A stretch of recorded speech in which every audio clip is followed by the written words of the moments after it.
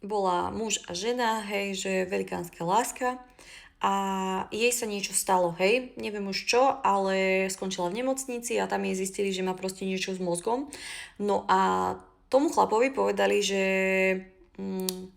asi proste to neprežije, ale že je to proste nejaká testovacia liečba, že by jej vybrali časť mozgu a potom vlastne by tam dali ich ako keby mozog alebo niečo, ale bude to stáť $300 mesačne, aby toto všetko fungovalo.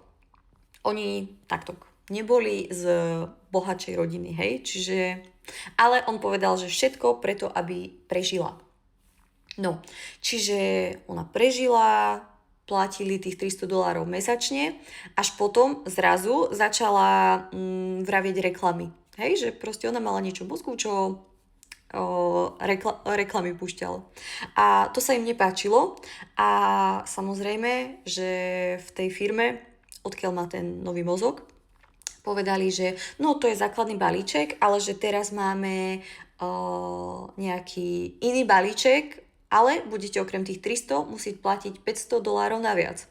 No, to už bolo také, že to veľmi nechceli, ale tým, že ona mala proste že tú poruchu, že stále rozprávala tie reklamy a že stále proste spala, hej, lebo to bol taký nežiaducí účinok, tak si povedali, že no OK, že zaplatíme to. A ten chlap proste nemal peniaze. No a tu nastáva ten bod, prečo to bolo také dobré, že on objavil jednu stránku, kde robil, proste bol za počítačom a to, čo chcel, aby ľudia spravili, akože tí ľudia si museli za to zaplatiť, aby to spravil, tak on to spravil. A boli tam také veci, že musel si napríklad vypiť moč, alebo musel, ja neviem, niečo si strčiť do rýky, alebo tak.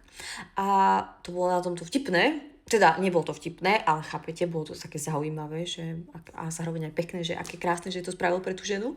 No a potom zase proste niečo sa stalo a zase v tej firme im povedali, že musia si platiť o 1000 naviac kvôli tomu, že majú balíček Lux a že budem môcť viac cítiť a tak ďalej a tak ďalej. Čiže zase to spravil, že nejaké také veci, aby si to mohli dovoliť.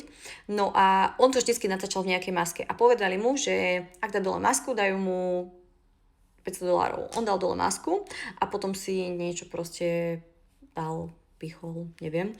A potom to v práci zistili.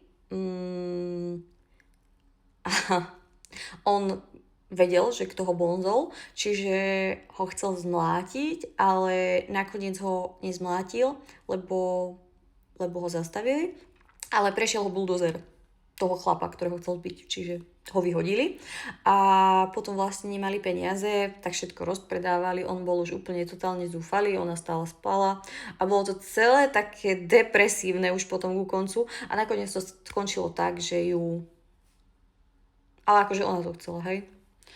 A bolo to strašne zaujímavé inak, toto by ste si mohli pozrieť, lebo akože aj depresívne, ale zároveň aj zaujímavé. Len asi som vám tu teraz už povedala všetky tie hlavné bodové časti, ktoré by vás také, že dali, že wow,